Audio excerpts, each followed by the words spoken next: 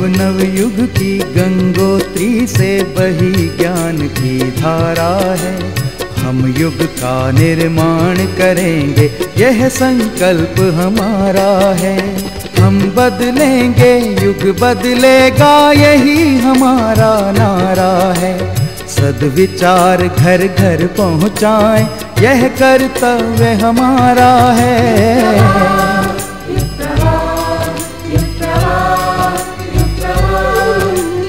चलो बढ़ें, कुछ अच्छा कर लें, युग ने हमें पुकारा है।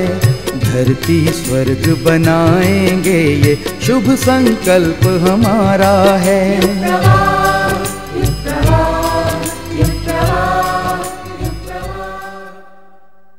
हमारी एक इच्छा है कि आप लोग हमारे साथ जुड़ जाएं, भिखारी के तरीके से नहीं, धर्मपत्नी की तरीके से, राम लक्ष्मण की तरीके से।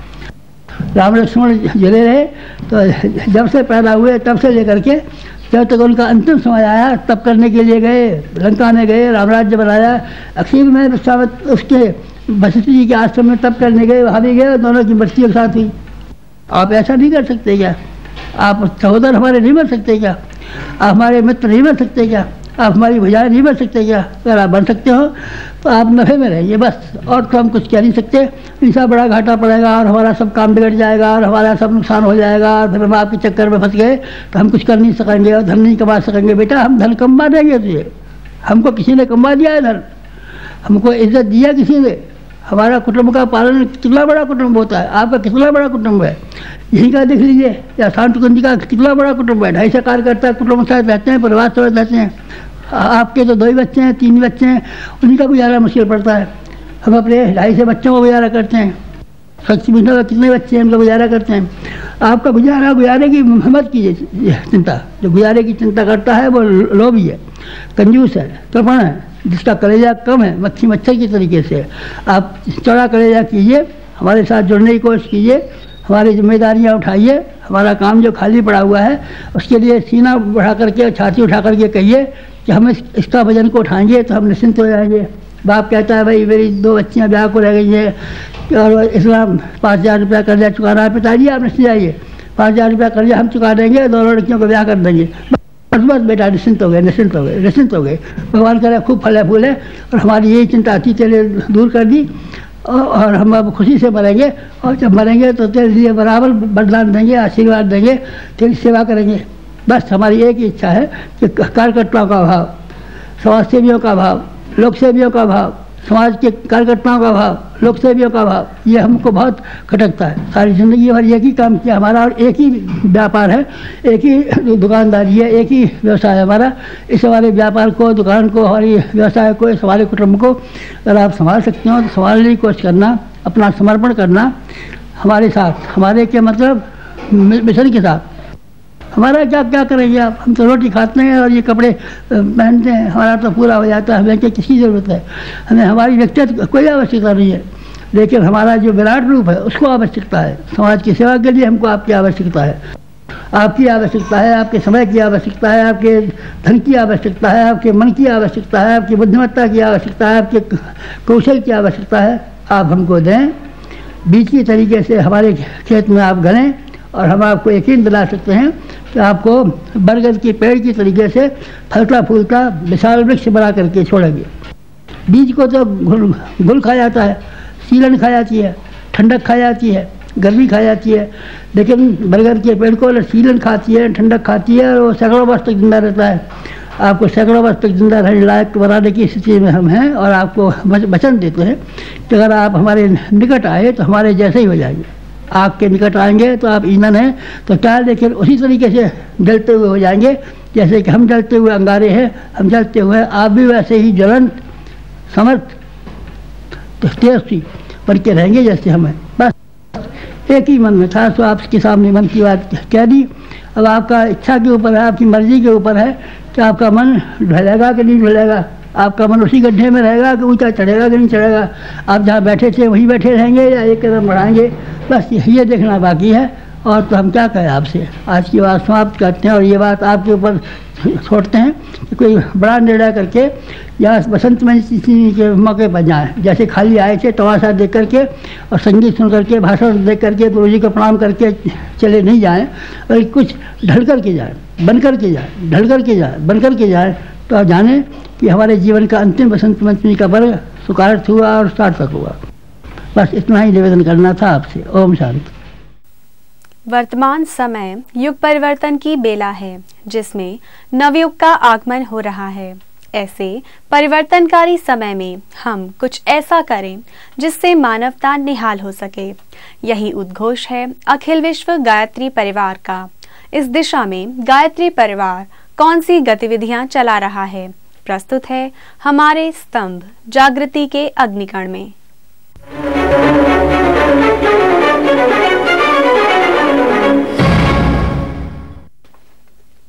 नमस्कार, गायत्री परिवार के समाचारों में आपका स्वागत है। गायत्री शक्तिपीठ बड़वानी के प्रांगण में एक उपजोन स्तर का कार्यकर्ता प्रशिक्षण शिविर हुआ। शांति कुंज हरिद्वार के तत्वावधान में आयोजित इस शिविर में बड़वानी, खरगोन, खंडवा, बुरहानपुर, धार तथा झाबुआ जिले के सैकड़ों कार्यकर्ताओं ने भाग लिया। इस प्रशिक्षण में शांति कुंज प्रतिनिधियों ने ध्यान, आसन, प्राणायाम, संगीत, संभाषण, कर्मकांड, समूह चर्चा, स्वच्छता, श्रमदान का प्रशिक्षण दिया गया। इस शिविर के अंत में क्षेत्र में कार्य करने वाली 45 टोलियों का गठन भी किया गया, जो कि पंचायत, ब्लॉक, जिला तथा उपजोन स्तर पर कार्य करेंगी।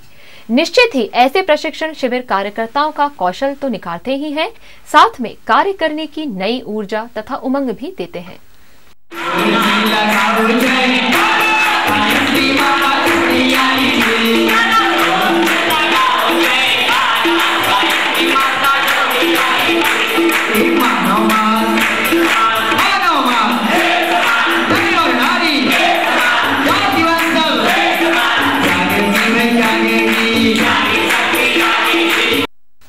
गायत्री शक्तिपीठ जोबट में गत दिनों एक वानप्रस्थ संस्कार महोत्सव हुआ। इस महोत्सव में आयु के 50 वर्ष पूरे करने वाले परिजनों ने शेष जीवन लोक सेवा में लगाने का व्रत लिया। इन व्रतशील परिजनों ने कहा कि यह हमारा नया जन्म है और यह जीवन आज से भगवान के कार्यों में समर्पित है। समाज सेवा में उतरने वाले इन परिजनों का वानप्रस्थ संस्कार शांति कुंज प्रतिनिधियों ने किया।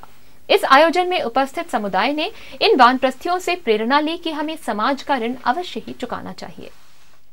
अब जन्म होगा मेरा वानप्रस्थ के रूप में। अब मैं सीखूंगा, अब मैं ज्ञानार्जन करूंगा, अब मैं पूजा उपासना में बढ़ोतरी करूंगा, अब धीरे धीरे तप शक्ति बढ़ाऊंगा। मैं कोई बड़ा आदमी बनने नहीं जा रहा हूं, मैं आपका सेवक बन के आपके सामने प्रस्तुत होने के लिए आया हूं। मध्य प्रदेश के गुना शहर में नवरात्रि के उपलक्ष्य में गायत्री परिवार की स्थानीय शाखा के युवा प्रकोष्ठ ने सामूहिक अनुष्ठान का आयोजन रखा, जिसमें सैकड़ों युवक युवतियों ने उत्साहपूर्वक भाग लिया। इस अवधि में रंगोली, गायन, प्रेरणापद, नृत्य, नाटिका जैसी अनेक प्रतियोगिताओं का आयोजन किया गया। ओम भूर्भुवः स्वः तत्सवितुर्वरेण्यं भर्गो देवस्य धीमहि धियो यो नः प्रचोदयात्। ओम भूर्भुवः स्वः। इस कार्यक्रम में नगर के सिटी मजिस्ट्रेट, व्यापार मंडल के अध्यक्ष सहित अनेक गणमान्य नागरिकों ने भाग लिया। इस आयोजन से 14 से 16 जनवरी 2006 को यही गुना में होने वाले युवा सम्मेलन को सफल बनाने में निश्चित रूप से मदद मिलेगी। ये वर्ष परम पूज्य गुरुदेव द्वारा स्थापित गायत्री शक्तिपीठों की स्थापना के संकल्प का 25वां वर्ष है। इसलिए अखिल विश्व गायत्री परिवार ने इस वर्ष को शक्तिपीठ साधना का रचित जयंती वर्ष घोषित किया है। इस वर्ष में गायत्री परिवार के केंद्र शांति कुंज में शक्तिपीठों से जुड़े परिजनों, ट्रस्टियों तथा सक्रिय कार्यकर्ताओं के विशेष सम्मेलन बुलाए गए। शक्तिपीठ समन्वय संगतिकरण सत्रों की श्रृंखला का शुभारंभ सर्वप्रथम राजस्थान प्रांत से हुआ। इसी क्रम में राजस्थान प्रांत के हजारों प्रतिनिधि दिनांक 24 अगस्त को शांति कुंज आए। इसके पश्चात 28 से 30 अगस्त उत्तर प्रदेश पश्चिम, 7 से 9 सितंबर उत्तर प्रदेश पूर्व के कार्यकर्ताओं का सम्मेलन आयोजित किया गया। 2 से 4 सितंबर को बिहार तथा झारखंड, 11 से 13 सितंबर छत्तीसगढ़, 19 सितंबर मध्य प्रदेश, 24 से 26 अक्टूबर दक्षिण पूर्वोत्तर तथा शेष भारत की शक्तिपीठों का सम्मेलन आयोजित किया गया। इसका समापन 6 से 8 नवंबर तक गुजरात प्रांत की शक्तिपीठों के सम्मेलन से हुआ। इस पूरी कार्यशाला में जो प्रमुख संकल्प उभर कर आए, इनमें सामूहिक साधना, कार्यकर्ताओं का प्रशिक्षण, साइकिल यात्राओं द्वारा ग्राम तीर्थों का जागरण, ज्ञान विस्तार हेतु विस्तार पटल तथा ज्ञान रथ, झोला पुस्तकालय की योजना का विस्तार, संगठन हेतु नए मंडलों की स्थापना, ज्ञान घट की स्थापना के संकल्प प्रमुख हैं। इसके अतिरिक्त पर्वों पर सामूहिक आदर्श विवाहों के प्रचलन का भी संकल्प लिया गया। गायत्री शक्तिपीठ को युग तीर्थ के रूप में प्रकाशित करने हेतु सामर्थ्य भर पुरुषार्थ करूंगा। इस हेतु अपने ज्ञान, प्रभाव, पुरुषार्थ, समय तथा धन का एक अंश नियमित रूप से लगाता रहूंगा। गायत्री शक्तिपीठों में प्रज्ञा अवतार की प्रतिष्ठा है। इस हेतु वहां से संचालित होने वाली लोक मंगलकारी गतिविधियों में मन प्राण से सहभागी बना रहूंगा। मैं नहीं हम, विघटन नहीं सृजन, अनन्वय नहीं समन्वय। आज से यही हमारा लक्ष्य होगा। आद्य शक्ति गायत्री और युग परिवर्तनकारी महाकाल हमारी रक्षा करें। बोलिए गायत्री माता की। इस कार्यशाला से गायत्री शक्तिपीठों में नए प्राण का संचार हुआ, जो आने वाले समय में शक्तिपीठों के स्वरूप में निश्चित ही निखार लाएगा और उन्हें युग निर्माण का आधार बनाएगा। मिशन के संगठन तथा सक्रियता में नए उत्साह का संचार भरने वाली जोनल कार्यशालाएं विभिन्न प्रांतों में संपन्न हो चुकी हैं। इसी क्रम में झारखंड प्रांत की जोनल कार्यशाला टाटानगर में आयोजित की गई। टाटानगर में XLRI के टाटा ऑडिटोरियम में आयोजित इस जोनल कार्यशाला का उद्घाटन आदरणीय डॉक्टर प्रणव पंड्या जी ने दीप प्रज्वलन द्वारा किया। इसके पश्चात आदरणीय प्रणव पंड्या जी ने अपना उद्बोधन मिशन की विराट यात्रा, हमारा सौभाग्य और उत्तरदायित्व विषय पर प्रकाश डाला। इसके बाद आदरणीय श्री वीरेश्वर उपाध्याय जी ने हमारे संगठन की धुरी जीवन साधना विषय पर व्याख्यान दिया। श्री कालीचरण शर्मा जी ने संगठन की रीति नीति विषय पर, श्री ब्रजमोहन गौड़ जी ने समयदान ही युग धर्म, श्री केसरी कपिल जी ने समयदान नियोजन का प्रामाणिक तंत्र, श्री SP सिंह ने अर्थानुशासन विषयों पर उद्बोधन दिए। इसी कार्यशाला के दूसरे दिन विभिन्न ग्रुपों में समूह चर्चाएं हुई, जिनमें क्षेत्रीय परिजनों ने प्रगति रिपोर्ट प्रस्तुत की तथा भावी कार्य योजना बनाई। इसके बाद श्री गौरीशंकर शर्मा जी ने जोनल केंद्र शक्तिपीठों से शांति कुंज की अपेक्षाएं विषय पर प्रकाश डाला। तत्पश्चात डॉक्टर पांड्या जी ने कार्यकर्ता पाथेय के रूप में कार्यकर्ताओं के अनुशासन पर दिशाबोध दिया। टाटानगर एक ऐसा क्षेत्र है जहां पर प्राणवान प्रतिभाएं हैं, न केवल यहाँ बल्कि पूरे झारखंड में कोने कोने में। अभावग्रस्त क्षेत्र में भी, अभावग्रस्त क्षेत्र से भी, आदिवासी क्षेत्र से भी बहुत सारे प्राणवान लोग आए हैं, परिजन यहाँ पे इकट्ठे हुए हैं। निश्चित रूप से ये एक इस बात का सूचक है कि गायत्री परिवार के कार्यकर्ता हर व्यक्ति तक पहुँचे हैं, जन जन तक पहुँचे हैं, और अपनी किन परिस्थितियों में वो लोग काम करते हैं ये देखते बनता है। आपसे आशा और अपेक्षा है कि कोई भी परिजन हनुमान से कम स्तर का ना हो। मिनिमम क्वालिफिकेशन गुरुदेव ने मांगी है। शांति कुंज के कार्यकर्ता, गायत्री तपोभूमि के कार्यकर्ता, विश्वविद्यालय के कार्यकर्ता और हमारे ब्रह्मोच्चस के कार्यकर्ता और सारे जोनल कार्यालय के कार्यकर्ता और हमारे सारे क्षेत्र के कार्यकर्ताओं से हनुमान से कम स्तर का ना हो। Minimum qualification Hanuman. एक एक लंका को जला के आना है आपको। डायन वाली लंका को जला के आना है, डायन प्रथा वाली लंका को जला के आना है आपको, जाके उग्रवाद वाली लंका को जला के आना है आपको, कुरीतियों वाली, दुष्प्रवृत्तियों, मूढ़ मान्यताओं वाली, नशेबाजी वाली, इन सब लंकाओं को जलाना है। हनुमान से कम स्तर का ना हो। हनुमान की तरह से इतना समर्पण हो कि ऐसा कलेजा चीर के दिखा दें, जब भी चाहो देख लो भगवान राम और श्री राम और माता भगवती बैठी हैं यहाँ पे, और कोई नहीं बैठा हुआ है। अंदर, हमारे अंदर गुरुदेव और माता जी विराजमान है। ऐसे ही हमारे अंदर हो, राम काज कीने बिना मोहि कहाँ विश्राम, ये भावना हमारे अंदर हो। यदि ये भावना होगी तो हम हनुमान से कम स्तर के नहीं होंगे, तब गुरुदेव कृपा मिलेगी। गुरुदेव कृपा इससे नीचे नहीं मिलेगी। टाटा नगर कार्यशाला में समयदान और अंशदान के संकल्प भी लिए गए। इसके अंतर्गत कुल 161 लोगों ने समयदान और लगभग 8,16,000 रुपए के अंशदान का संकल्प लिया। इस पूरी कार्यशाला का समापन अग्रसेन भवन में आयोजित दीप महायज्ञ से हुआ। इसमें भाव भरी विदाई दी गई। इस कार्यशाला के बाद माइकल जॉन ऑडिटोरियम में प्रबुद्ध वर्ग की गोष्ठी आयोजित की गई, जिसे समाचार पत्रों ने अगले दिन मुख्य पृष्ठ पर प्रकाशित किया। इसी प्रवास में डॉक्टर प्रणब पांड्या जी ने झारखंड के मुख्यमंत्री श्री अर्जुन मुंडा से रांची में मुलाकात की तथा झारखंड प्रांत में गायत्री परिवार की कार्य योजना पर चर्चा की, जिस पर मुख्यमंत्री महोदय ने प्रसन्नता व्यक्त की। मेरे लिए तो बहुत खुशी का विषय है कि आज जो बातचीत हुई है, कार्य योजना है कि 2007 के बाद यहाँ पर 8 ऐसे महाविद्यालय खोले जाएंगे, जिस महाविद्यालय में नैतिक मूल्य पर, आध्यात्मिक चिंतन पर और आज की जो शिक्षा की आवश्यकता है, चाहे वो बायोटेक्नोलॉजी हो या रूरल डेवलपमेंट मैनेजमेंट हो या अन्य जो कार्य क्षेत्र है, जो भारत की जो संभावना है उसको कैसे अधिक से अधिक उभारा जाए, तो झारखंड इसका लाभ कैसे ले, आज हमारे सामने विषय ये है। रांची के गायत्री शक्तिपीठ प्रांगण में आदरणीय पांड्या जी ने अतिथि गृह का उद्घाटन किया।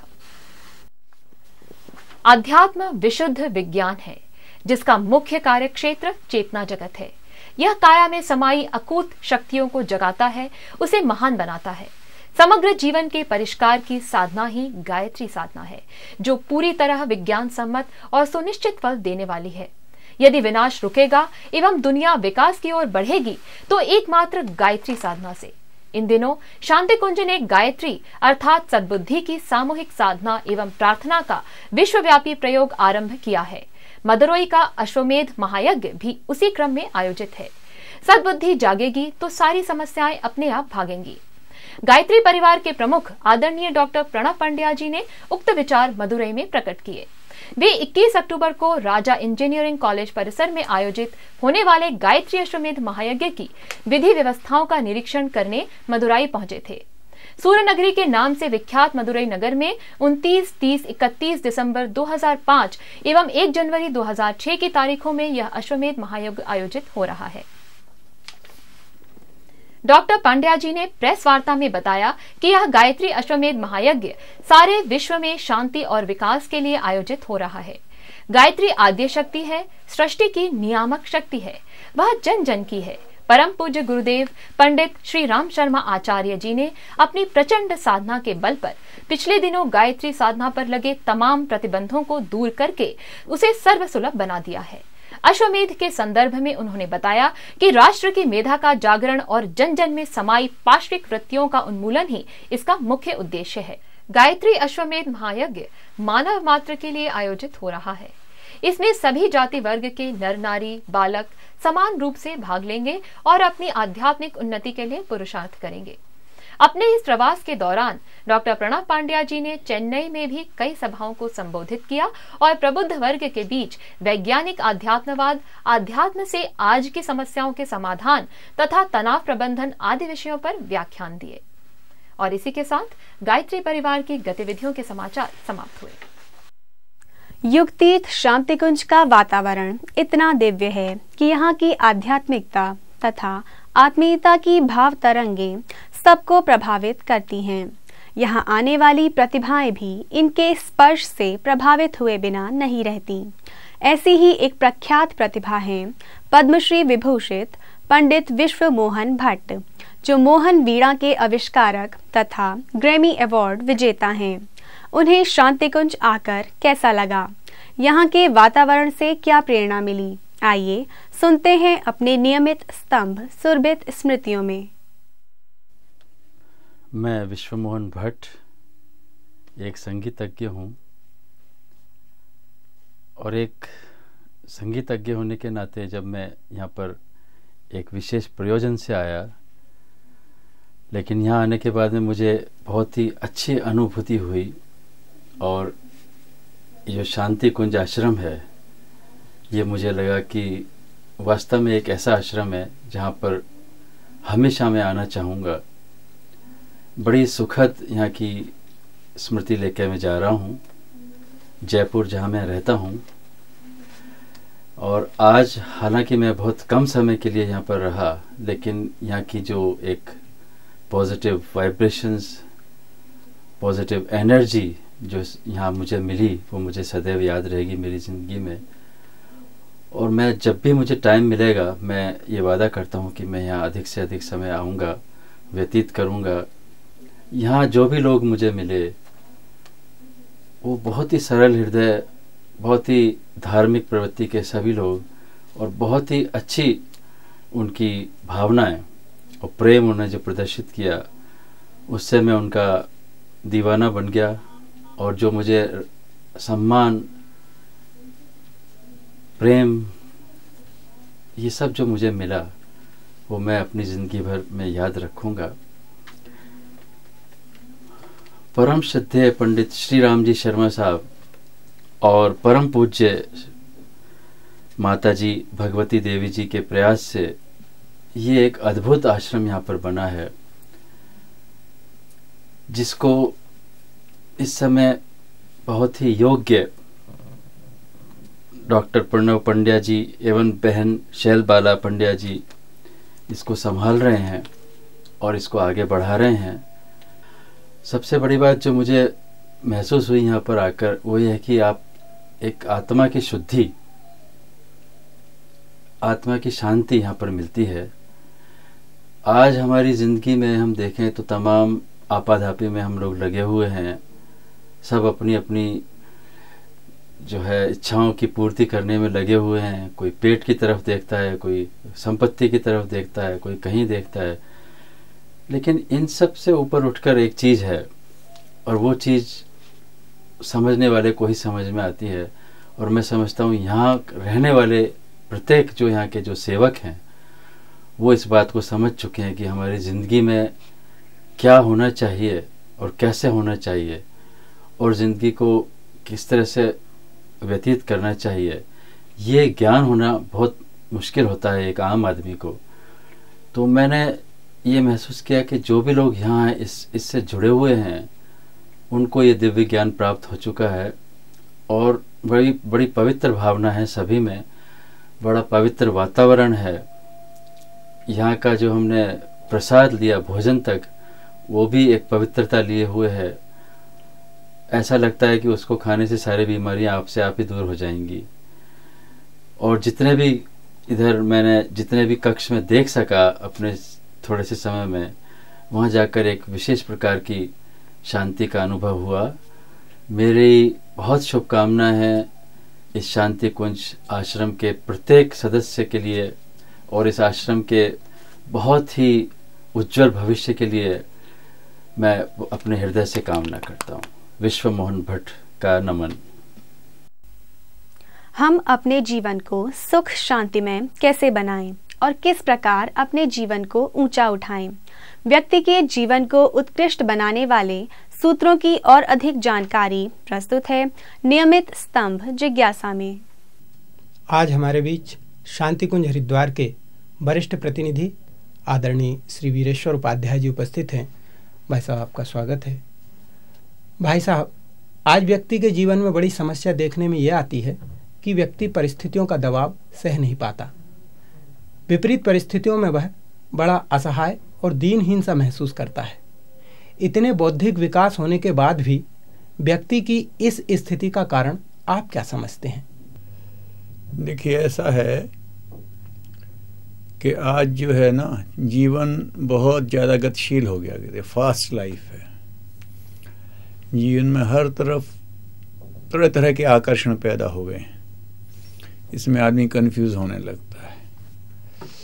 हर आदमी बस ये बताता है जो मैं कह रहा हूँ सो सब कुछ है, टीवी के एडवर्टाइजमेंट से लेकर के दुनिया के आकर्षण तक।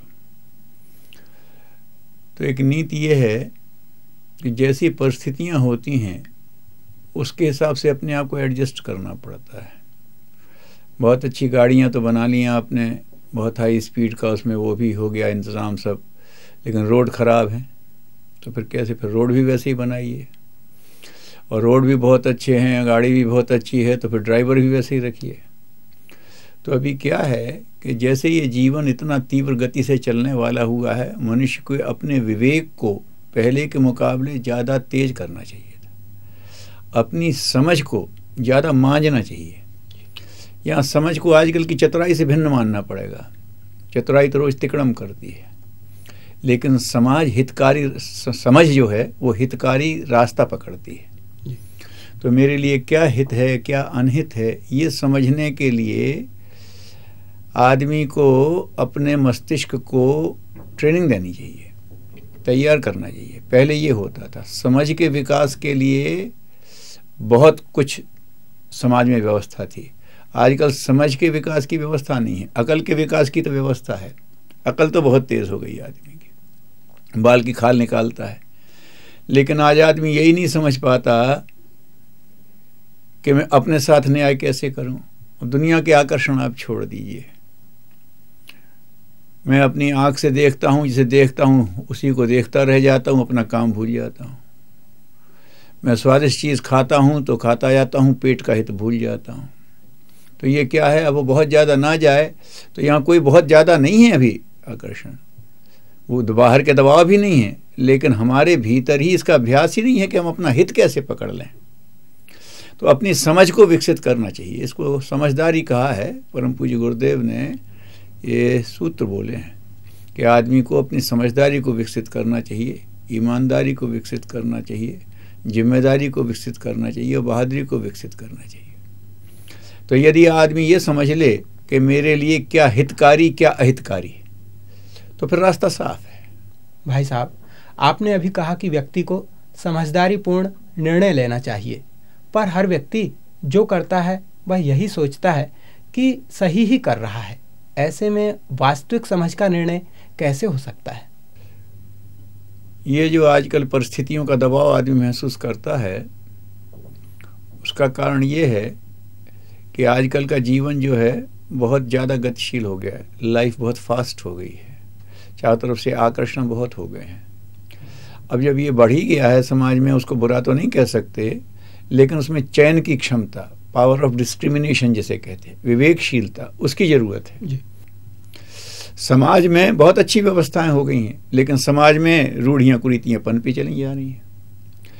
अगर आदमी ना समझ, कम पढ़ा लिखा व्यक्ति या अभावहीन व्यक्ति परंपरा में पड़े तो समझ में भी आता है, लेकिन संपन्न लोग देखो आप, होटल्स में क्लब्स में क्या हो रहा है, तो सब वो नई रूढ़ियाँ बनती चली जा रही हैं जिसका विवेक के साथ कोई संबंध नहीं है। आदमी का कितना समय खराब हो रहा है।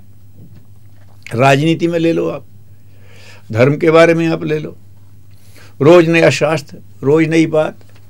तो उसमें ये बात है, आदमी के लिए आवश्यक ये हो जाता है कि वो अपनी जैसे जैसे स्कोप ऑफ लाइफ, जीवन की विविधताएं बढ़ रही हैं, वैसे वैसे उसके मस्तिष्क की चयन शक्ति, पावर ऑफ डिस्क्रिमिनेशन बढ़नी चाहिए जी।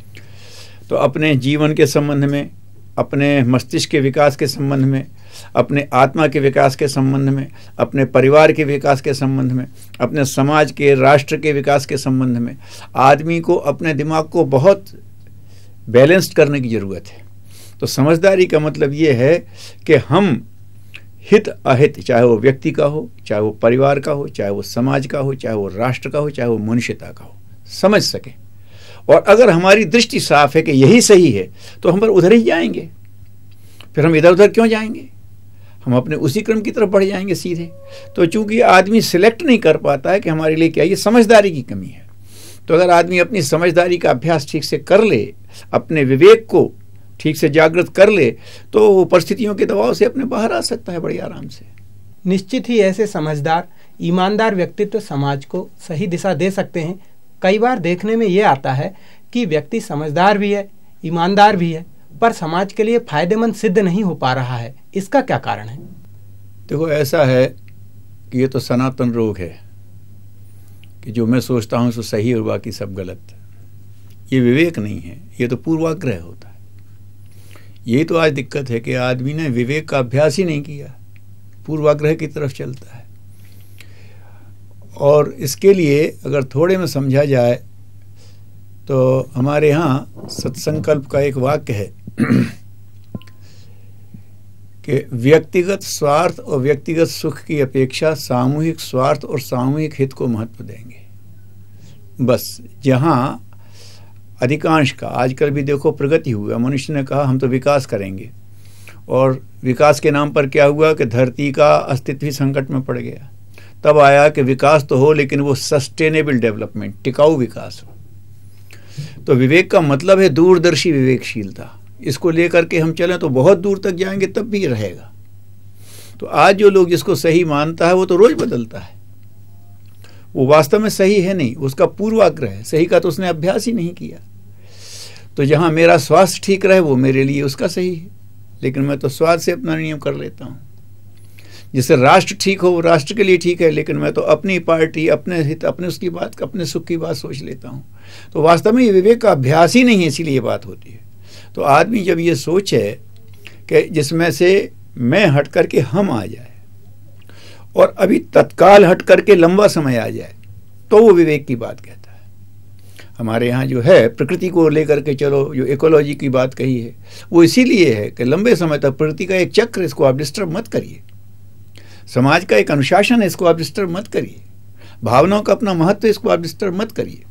ये सब लेकर के अगर उन सब चीज़ों को लेकर के आदमी चलता है जिसको सनातन नियम कहते हैं, उनको लेकर के अगर चले, और वो समझता भी है, समझता ना हो सो बात नहीं है, लेकिन वो अपने मोहग्रस्त बुद्धि में समझते हुए कि ठीक नहीं, उसको ठीक सिद्ध करता है। तो आदमी आज ठीक होना नहीं चाहता, ठीक दिखना चाहता है। ये रोग है भाई साहब। आज व्यक्ति जीवन में जानता तो बहुत कुछ है, लेकिन उसका जीवन में कहीं कोई लाभ दिखाई नहीं देता। इसका क्या कारण है?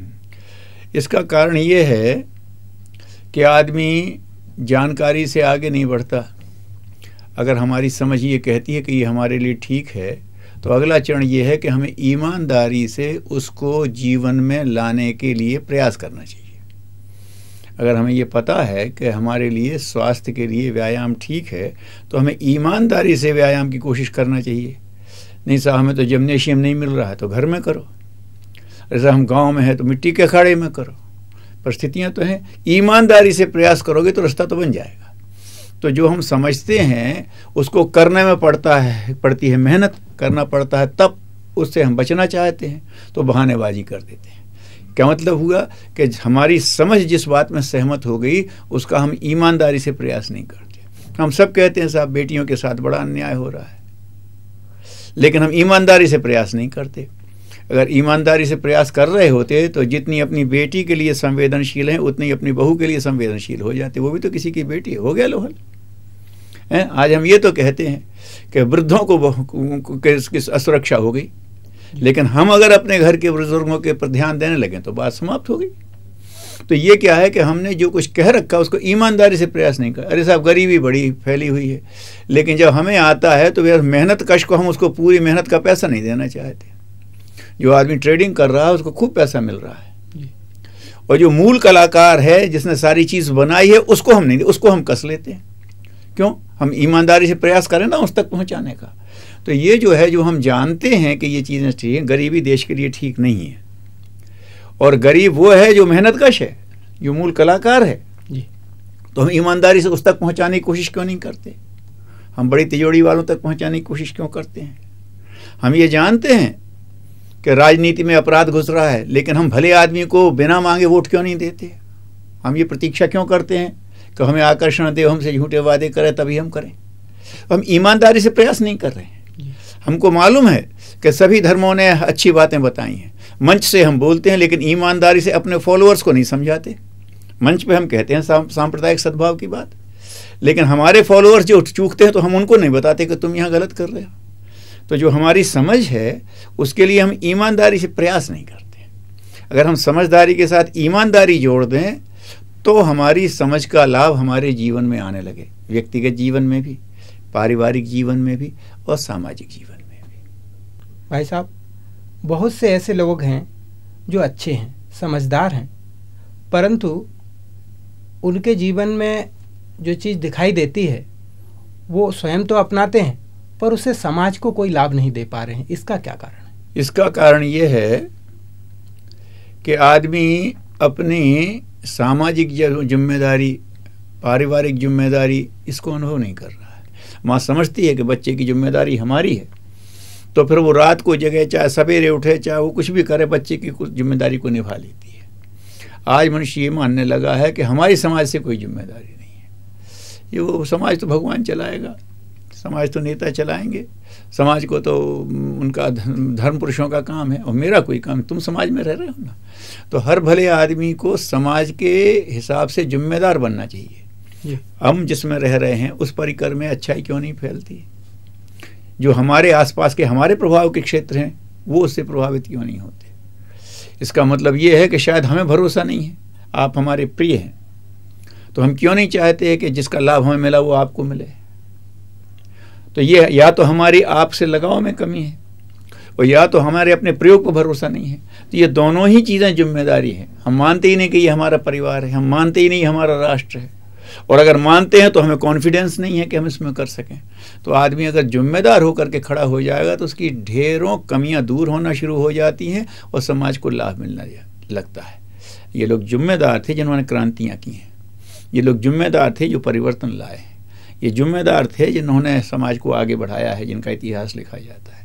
तो आज हर मनुष्य को अपनी अपनी सीमा में जिम्मेदार बनना पड़ेगा। ईमानदारी, समझदारी और जिम्मेदारी के भाव व्यक्ति के अंदर जागने के बाद वह समाज में कुछ कार्य करने के लिए खड़ा भी हो जाता है, परंतु विपरीत परिस्थितियों में वह पीछे क्यों हट जाता है? इसका क्या कारण है? ठीक है, ये होता रहता है। इसका मतलब ये होता है कि या उसका स्टेमिना कमज़ोर है या उसके अंदर बहादुरी का गुण कम है, वो जल्दी थक जाता है। उसने अपने आप को कि हम खेलने तो गए थे और बिल्कुल हमें अच्छा पास भी मिल गया था, स्कोर करते करते हम वहाँ जाके थक गए और खुद ही गिर पड़े। तो ये स्टेमिना की कमी है। बहादुरी दुर्योधन में भी कम नहीं थी और बहादुर अर्जुन भी था, लेकिन अर्जुन ने अपनी समझ को ठीक कर लिया कृष्ण से और फिर बहादुरी को इस्तेमाल किया तो ठीक बढ़ गया, और दुर्योधन अपनी गलत बात पे ही बहादुरी दिखाता रहा। तो समझदारी ईमानदारी के साथ है तो एक बहादुरी तो ये होती है सिद्धांत पर हम जो हैं उसी पर बने रहेंगे, डिगेंगे नहीं, और एक बहादुरी है कि जितनी परिस्थितियां आ रही हैं उनको हम धीरे धीरे पार करेंगे। आती हैं तो आती हैं। ये भी हो सकता है कि अगर ये हमारे लिए कड़ा पड़ता है मोर्चा, हम इधर से बढ़ जाएं, जरूरी नहीं है। बांग्लादेश में हम गए तो हमने उलझे थोड़ी थे, किनारे से कट गए, आगे बढ़ गए। तो आदमी वहीं अटक भी जाए तो ये भी गलत हो जाता है। तो इसके लिए आदमी के अंदर बहादुरी के गुण भी होना चाहिए, क्योंकि जब हम अपनी जिम्मेदारी से आगे बढ़ेंगे तो व्यवधान तो आएंगे।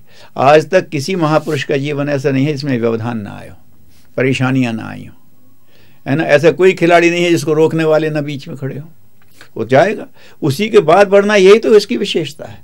तो मनुष्य के अंदर ये बहादुरी का मादा होना चाहिए कि जो विपरीत परिस्थितियों में भी आगे बढ़े। अब लोग कहते कि नहीं साहब क्या करें, अब वो तो परिस्थितियां विपरीत थीं। तो हमारे एक वाक्य गुरुदेव ने कहा है कि ये जो कमज़ोर लोग होते हैं, बालक होते हैं, ये परिस्थितियों के हिसाब से अपने को विकसित करते हैं। बच्चा पढ़ता नहीं है, स्कूल भेज दिया तो पढ़ने लगा क्योंकि वहाँ माहौल है पढ़ने का। बच्चा कसरत नहीं करता है, जिम्नेशियम भेज दिया तो करने लगा, वहाँ माहौल है व्यायाम का। तो ठीक है, अच्छी बात है, लेकिन बच्चे के लिए ये ठीक है। वो जिम्नेशियम बनाया किसने था? वो किसी एक संकल्प वाले ने बनाया था। वहाँ कोई वातावरण नहीं था, उसने अपने संकल्प से वातावरण बना दिया। वो विद्यालय बनाया किसने था? किसी प्रौढ़ ने बनाया था और उसने वहाँ बना दिया। तो बच्चा तो परिस्थितियों के हिसाब से अपने विकास की बात सोचता है और प्रौढ़ व्यक्ति अपने संकल्प के हिसाब से परिस्थितियां बनाने की बात सोचता है। ये भी एक बहादुरी चाहिए कि अगर परिस्थितियां नहीं है तो हम बनाएंगे वैसी परिस्थितियां।